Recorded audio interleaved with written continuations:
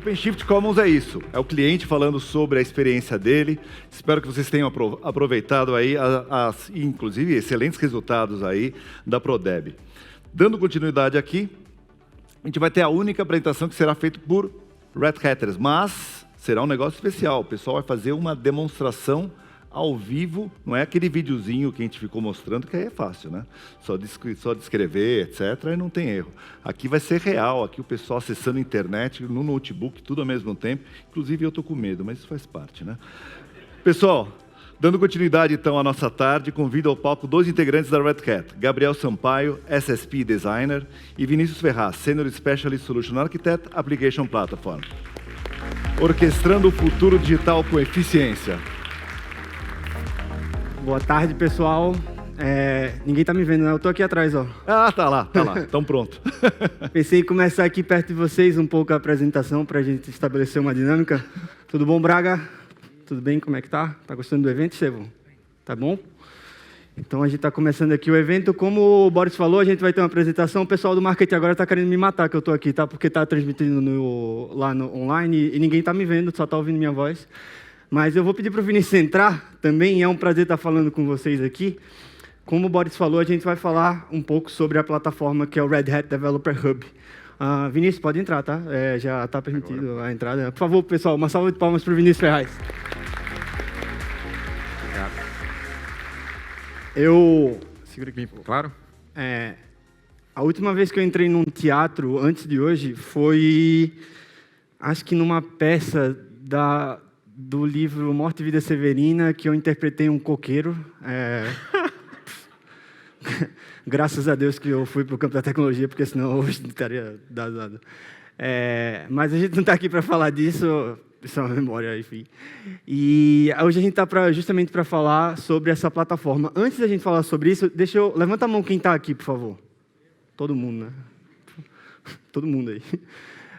Show. Então, eu já vi que vocês conseguem levantar a mão, então, beleza. Vamos testar uma coisa aqui, tá?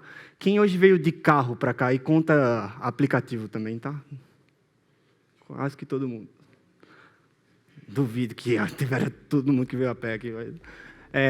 Show. Quem que usou um aplicativo de rota para traçar a rota para chegar até aqui? Quase que todo mundo também, né?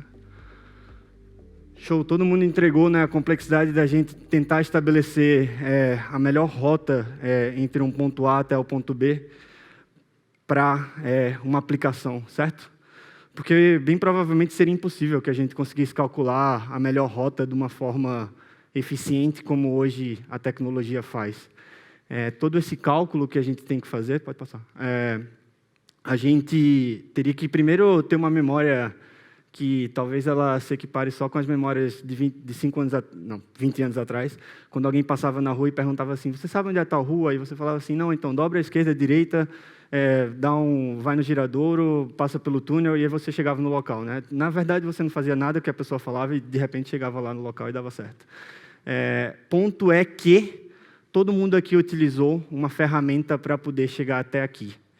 A gente não veio aqui para falar dessa complexidade, mas complexidade é uma palavra que eu vou testar quantas vezes eu consigo falar ela até o final do dia de hoje, porque a complexidade que a gente tem para falar é do grafo da CNCF, onde a gente hoje conversou um pouco também sobre isso, tá? E aqui a gente construiu essa aplicação, onde ela demonstra justamente o que o Bruno ele explicou um pouco na apresentação dele, dos componentes que a gente tem à disposição para que a gente possa construir as nossas arquiteturas, as nossas aplicações, as nossas plataformas. Muito complexo, né? Duvido alguém achar aqui alguma ferramenta que eu utilizo hoje em dia, nem se o Vinícius der um zoom aí, dá para fazer. O que acontece, pessoal, é que a gente cria à medida que, inclusive, a gente consome. É uma competição infinita, onde a gente vai cada vez mais testando a capacidade de inovação das comunidades open source e o quanto que a gente pode absorver também dessa inovação de uma maneira estável e segura dentro das nossas empresas. O que passa o momento hoje é que a gente precisa organizar um pouco esse grafo e estabilizar ele. E é aí que volta um pouco do tema que eu estava falando hoje pela manhã junto com o Araki, que é o tema de Platform Engineering. Então, quando a gente fala de Platform Engineering, eu estou falando de uma curadoria, onde a gente estabelece processos de arquitetura, para que a gente consiga estabelecer padrões dentro das nossas empresas e consiga construir um caminho até a maioria desses componentes que a gente está falando aqui. Significa que a gente vai utilizar todos os componentes que estão aqui nesse grafo? Não. Será que é necessário utilizar tudo? Também não.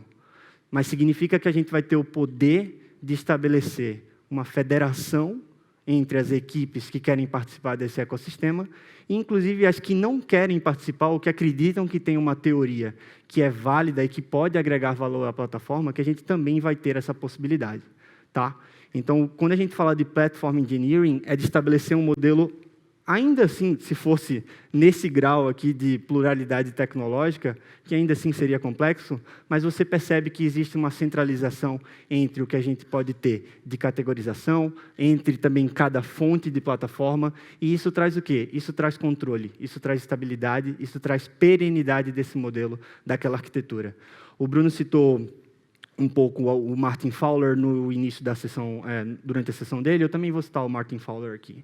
Martin Fowler fala que arquiteturas são as decisões que você queria ter tomado da maneira correta no início do seu projeto. Por quê? Porque a arquitetura ela só se mostra benéfica depois da gente passar um pouco, depois de um tempo de execução daquele projeto, daquela aplicação. Tá? Então, só voltando para os slides, essa busca que eu estou falando por novas tecnologias, novos pacotes, novos frameworks e novas bibliotecas, ela vem porque dentro da tecnologia a gente tem um white space que ele é infinito, que é o white space em relação à velocidade que a gente consome e cria dados, que é esse gráfico que está crescendo, essa linha que está crescendo aqui no gráfico de maneira exponencial, e a velocidade que a gente cria mão de obra para trabalhar nesses dados que são criados. Tá? A gente mede, né, o mercado de tecnologia pelos dados que estão à disposição, para que a gente possa analisar esses dados e entregar isso de uma forma, analisar ou entregar um serviço ou um insight para um cliente nosso. Essa parte que está aqui embaixo é justamente a mão de obra que a gente tem para construir. Percebam, a velocidade que nós criamos pessoas que mexem com esses dados, ela é linear, enquanto que a velocidade que nós criamos dados e consumimos, ela é exponencial. Então, sobra todo esse white space aqui para que a gente consiga explorar. E aí vocês se perguntam, né? Por que amanhã vai sair uma biblioteca que faz exatamente o que eu faço hoje? Porque provavelmente essa biblioteca ela tem uma teoria que ela consegue explorar alguma parte desse espaço que a gente tem aqui, que ainda não foi explorada. Porque enquanto existe dado, existe espaço para que a gente consiga analisar ele e entregar valor para o nosso cliente de uma maneira mais rápida, de uma maneira melhor, de uma maneira mais assertiva. Tá bom? Então, a gente passa a tentar entender como que a gente consegue conversar entre a estabilidade de ter modelos arquiteturais, de ter componentes que já funcionam dentro da nossa empresa, para a gente também conseguir agregar valor das comunidades, de projetos que começam a aparecer, tecnologias, novos paradigmas e também tecnologias que vêm como uma demanda do mercado, como, por exemplo, a inteligência artificial. Tá? É muito importante que a gente consiga construir esse balanço e Platform Engineering, ela vem como uma disciplina para que a gente possa estabelecer esse modelo, que a gente consiga centralizar, que a gente consiga criar essa curadoria, tá? Esses modelos, esses templates que a gente está falando aqui. Para quê? Para que a gente possa disponibilizar isso dentro da nossa empresa, compartilhar essas componentes e assim replicar o que é que está dando certo. E aí, lembrando, tá? A gente não está falando também de restrição. As pessoas que querem contribuir com essa plataforma, elas têm a liberdade de fazer isso. Porque aí é muito do que a gente fala que é o modelo inner source também de trabalho. Então, a gente traz comunidades de excelência para poder trabalhar junto desse modelo e devolver, inclusive, o que eles estão trabalhando para dentro da empresa. Tá? Aqui é só um slide exemplificando um pouco do que a gente chama de uma das aplicações do Platform Engineering, que seria o Platform Team. Né? Então, você cria ali engenheiros de plataforma, um time para cuidar dessa plataforma e justamente criar a fundação para que os times de value stream, os times que trabalham diretamente focado no problema do cliente, consigam concentrar toda a sua capacidade cognitiva dentro do problema deles, que já é muito complexo. A Red Hat ajuda com isso quando a gente começa a falar de tecnologia, e e é o que a gente vai falar hoje. Boris pode ficar tranquilo que a internet está funcionando, o 4G está funcionando, está tudo tranquilo. Eu não tenho certeza ainda. Vinícius está um pouco tenso, mas se não der certo, a gente... Tem vídeo, a gente falou que não tem, mas eu fiz um vídeo. Aqui a nossa apresentação ela tem 50 noves de disponibilidade e a gente está com 5 computadores ali. Então, pessoal, a Red Hat está lançando esse produto que é o Red Hat Developer Hub, tá baseado num projeto muito conhecido open source que é o Backstage. Então, o Backstage ficou muito famoso justamente porque ele aplicou muito bem esse conceito de você conversar com inovação e também manter estabilidade e compartilhar os componentes, sejam os inovadores ou os que funcionam. E aí a Red Hat traz agora essa experiência ao nível Enterprise com o Red Hat Developer Hub. Certo, Vinícius? Certo. Antes desse termo, Platform Engineer, ficar famoso, né, do jeito que ele está, várias empresas criaram suas soluções internas, e Backstage é um projeto, ou o projeto que mais se destacou nisso, até porque ele já foi criado e já está embaixo da CNCF. E agora vamos botar a mão na massa, Gabriel? Em nome do Pai do Filho. Qual é a chance de dar erro numa demo ao vivo com internet? Vamos fechar essa. Então, falando de produto, aqui é a cara inicial do Developer Hub, quando a gente inicia ele. Então, página inicial, home, é isso aqui o que está disponível. Tem um conjunto de links que a Red Hat acha que são úteis. Lembrando, isso é uma plataforma, isso é uma versão inicial do que seria disponibilizado, só que ele é totalmente customizável. Pode mudar o logo, pode mudar a cor, pode mudar a posição, pode mudar que ícone quer em qualquer lugar para ficar customizado para o cliente. E a primeira grande feature, que é extremamente conhecida, ou extremamente útil, é a parte do catálogo. Funcionou, está funcionando. Ó. Primeiro clique já foi. Qual é que é a ideia aqui? Quando a gente começa a desenvolver, a gente ouviu falar bastante de carga cognitiva. Quem aqui é desenvolvedor, só para eu saber? Tem muito desenvolvedor? Eu já fui desenvolvedor por muitos anos, mais de 10 anos. Então, assim, a gente, no dia a dia, tem uma carga cognitiva muito alta. Eu quero ver, minha aplicação fez o deploy, eu tenho que interagir com alguma outra aplicação, quem é o responsável por aquela aplicação? Quais são as APIs que estão criadas e quais são os parâmetros de entrada e saída? Como é que está a pipeline? Está em execução? Onde é que está o log? Em que cluster está criado? Então, a ideia do Developer Hub é te ajudar a responder tudo isso. Então, desenvolvedor e outras pessoas que fazem parte do processo entram nele, e a primeira funcionalidade é essa parte do catálogo, que eu tenho uma visão geral. Aqui eu só tenho 2 exemplos. Um exemplo é um componente financeiro, que a gente criou ontem. Aqui eu digo qual é o usuário que é responsável por ele. Se eu clicar, eu tenho mais informações, qual é o e-mail, qual é o telefone, qual é o tipo do componente que está lá, um tipo de serviço, qual é o life cycle dele. Aqui não é onde ele está em execução, mas até onde ele vai. É um componente que vai até produção, poderia ser alguma biblioteca que só vai até QA, por exemplo. Uma descrição e algumas tags para ajudar a classificar. Então, a ideia desse primeiro ponto é eu ter um catálogo centralizado de tudo que o desenvolvedor precisa saber para o seu dia a dia. Aqui eu estou com a visão de componentes, mas eu poderia ter a visão de sistemas. O sistema tem vários componentes, a gente tem segregado aqui, ou até de APIs. Que APIs esses sistemas estão disponibilizando? Vinícius, é interessante que a gente consiga verificar aqui, pessoal, que a gente sempre está vendo essas releituras ou agregações de conceitos que a gente já via anteriormente. Tenho certeza que vocês já usavam uma plataforma de intranet, ou uma plataforma de pipeline, ou uma plataforma de algum tipo de documentação, onde vocês tinham parte dessas informações de maneira descentralizada em várias dessas plataformas. Tá? Qual o valor que a gente está falando quando a gente está falando de centralização? Tá? A gente está falando de a gente conseguir manter a mesma linguagem, o que talvez o Eric Evans, no Blue Book do Domain Driven Design, chama de linguagem ubíqua.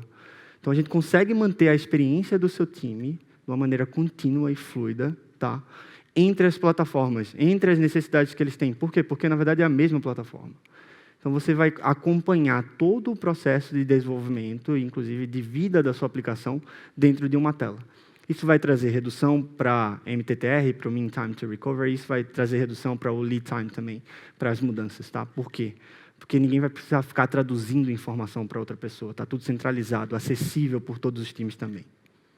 Acessível por todos os times, mas o foco principal é mais para o desenvolvedor, para quem está nesse processo, Perfeito. até para a operação. E para criar ponte também com os outros times, Sim, claro. sim. Sem dúvida.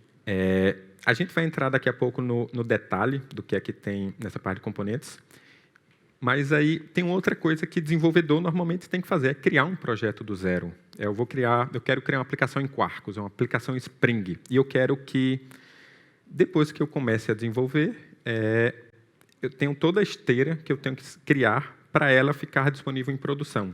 Então, a parte do Create aqui é exatamente isso. Ele disponibilizar templates que serão reutilizados pelos desenvolvedores para começar a codificar alguma coisa. E aqui pode ser um projeto do zero, que nem aqui a gente vai fazer um teste com a aplicação Quarkus, mas poderia ser em qualquer outra linguagem, poderia criar um script em Ansible, qualquer outra coisa pode ser agregado aqui. Então, pensa, eu sou um desenvolvedor, quero começar a desenvolver, eu cheguei na empresa agora, quero começar a desenvolver uma aplicação em Quarkus com Argo, CD e Tecton. O que é que eu faço? Aqui eu escolhi, tem toda a Pergunta para descrição. alguém, né? Não, vai aqui, claro. Não, ainda não botamos o chat GPT aqui para ele mandar o link para cá, mas seria...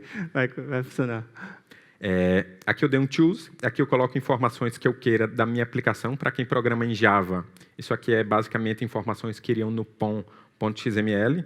Então, poderia colocar aqui conta corrente, já foi o teste que eu fiz. Coloco o Group ID, Artifact ID, alguma descrição importante. Coloquei algumas informações do projeto, que aquilo vai basicamente para o POM. Aqui é onde ele vai colocar a imagem que vai ser gerada por essa aplicação. Aqui é o registry do próprio OpenShift que o Developer Hub está em execução. E aqui qual é o repositório Git que ele vai utilizar. Então, vamos clicar aqui Next. Ele dá um resumo.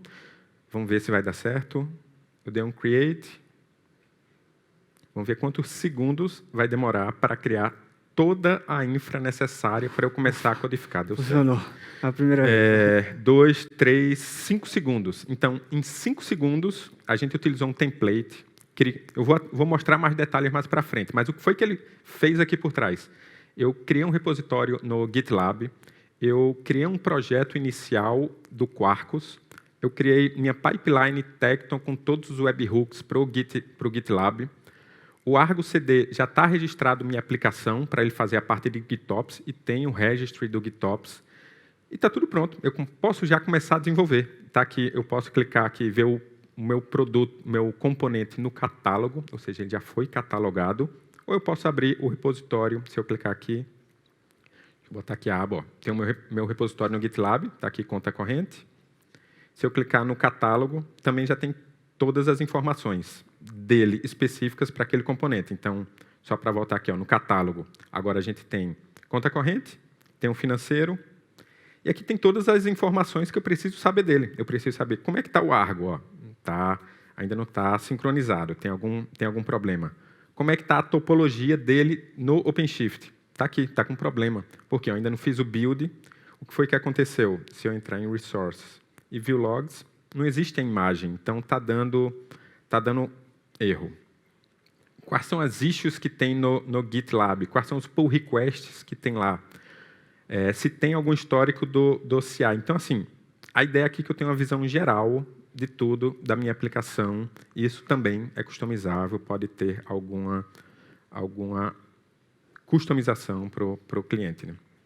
E aí, eu quero começar a desenvolver. O que é que eu faço? Eu posso vir aqui e entrar no repositório e começar a codificar, mas tem outra funcionalidade extremamente interessante, extremamente útil, que é a parte do DevSpace. Eu posso clicar aqui, ele vai demorar e vai abrir, só que eu já deixei uma aba aberta para ver se vai dar tudo certo do projeto anterior do financeiro. Então, se eu clicar aqui em DevSpaces, o que é que ele faz? Ele vai abrir uma versão online, ali parece muito com VS Code, desse projeto já pronto para eu começar a codificar. Então, está aqui. Meu projeto, ó, o financeiro, já posso mexer em alguma coisa. Eu vou alterar aqui só o path. Vai ser Red Hat, Hello, Developer Hub. Vamos ver outro ponto que vai dar certo, se é o commit para o nosso GitLab. Então, V3, deu um commit. Vamos ver se o push vai. Não foi, falhou a autenticação. Sabia que ia dar esse. como a gente está na correria, o que é que aconteceria, podem acreditar em mim que é verdade, na hora que fizesse um push, ele ia startar a esteira desse ICD para fazer a implantação no ambiente de desenvolvimento. Então, no momento que eu fizesse qualquer push, já tem o webhook que vai receber aquela informação, vai disparar a pipeline, a gente olharia aqui não tem a última execução. Eu estou no conta corrente, vamos aqui só no financeiro, deve ter a última com sucesso. Só para ver que algum dia executou. Então, aqui, ele faria o clone da minha aplicação, faria o package, faria o build e o push da minha imagem e faria o resync, que é matar o pod para ele poder ser... É a mesma operação que faria no Argo CD. Então, isso aqui é o que funcionaria se eu não tivesse... Talvez eu deixei aberto aqui. A chave SSH caiu, né? Provavelmente. Deixa eu dar um F5 aqui, vai que enquanto a gente enrola... Bem, o que o Vinícius está falando, e é importante que a gente mencione, que todo esse ambiente que ele começou a desenvolver aqui, ele não precisou configurar nenhuma parte. Então, ele já teve todos esses componentes prontos, inclusive a parte da IDE também.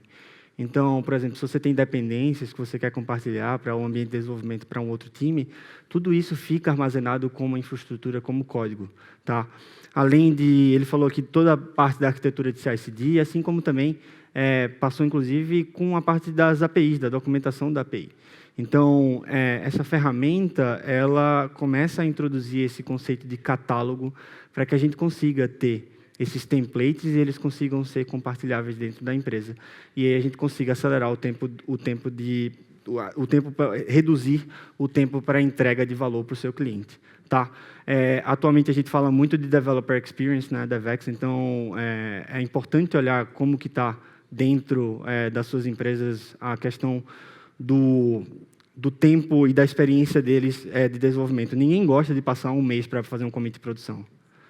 O pessoal que desenvolve, provavelmente, aí foi contratado, inclusive, quer começar a trabalhar no primeiro dia. Então, é importante que a gente tenha as ferramentas para fazer isso, e essa plataforma aqui, ela começa a construir esse caminho. Tá? Ela dá a possibilidade de a gente ter uma fundação muito forte, no sentido que a gente consiga estabelecer esses modelos, incrementar eles, inclusive, e também compartilhar. Então, já que não tinha funcionado aquilo, me veio a ideia de fazer o quê? Eu fiz um commit direto no GitLab. Então, eu entrei lá no GitLab, não sei se você estava prestando atenção no Gabriel, no que eu estava fazendo, desculpa, e aqui eu alterei para botar a Very Cool Quarkus App. E quando eu fiz esse commit, o que foi que aconteceu? A esteira foi disparada, só para a gente ver que funcionou como a gente... Funcionaria como a gente estava prevendo se o DevSpace, se a gente tivesse... E o seu SSH não tivesse... esse detalhe. Então, aqui, aí, pessoal, a gente caminhando um pouco mais para o final, e a gente convida vocês, tá? A qualquer momento, quiserem perguntar um pouco mais, a gente vai estar à disposição aqui no evento. Assim como também em outras oportunidades, na Red Hat, ou também quiserem que a gente visite, ou queira conhecer um pouco mais da plataforma, que aqui a gente tem uma plataforma que constitui esse conceito de Platform Engineering, que ela traz essa disciplina de uma maneira muito tangível como tecnologia, e que ela é uma ponte para o dev começar a interagir com os componentes, tenha controle sobre isso e, inclusive, padronize. Tem algumas métricas aqui para a gente mencionar, certo, Vinícius? Esse é um dos pilotos que aconteceu do Developer Hub. Então, uma empresa começou a adotar ela. Não sei se o case é público, se eu posso falar agora, mas ele tem um tempo de onboarding, um desenvolvedor novo começar a trabalhar lá. Demorava 14 dias. E depois de implantar essa plataforma, baixou para 10 minutos. E deve ter algum processo ali, vocês viram, o modo que eu criei demorou alguns segundos, deve ter algum processo ali, talvez manual, que não está tão automatizado, que faz demorar um pouco mais. E a primeira release de uma aplicação ali em produção caiu de 51 dias para 12 dias e meio. Perfeito. Então, aqui a gente tem desenvolvedores motivados, integração simplificada, abordagem e ferramentas consistentes. Tudo isso vai reduzir o time to market para vocês. A gente trabalha, como eu disse, com essa plataforma e estabelece a disciplina de arquitetura de uma maneira tangível para que a gente consiga padronizar. Se vocês quiserem conhecer mais, inclusive, existem exercícios práticos que a gente pode estar realizando junto com vocês. Tá bom? A gente vai deixar, inclusive, quem quiser escanear, 5 segundos ou 30 segundos para escanear, A gente tem alguns testes já disponíveis no portal da Red Hat de Desenvolvedores, tá? Onde vocês conseguem ali estar praticando um pouco do que a gente fez aqui hoje na máquina de vocês, enfim, no ambiente de vocês. Tá bom? A gente está à disposição para qualquer dúvida, pessoal. Muito obrigado. Obrigado. Uhul!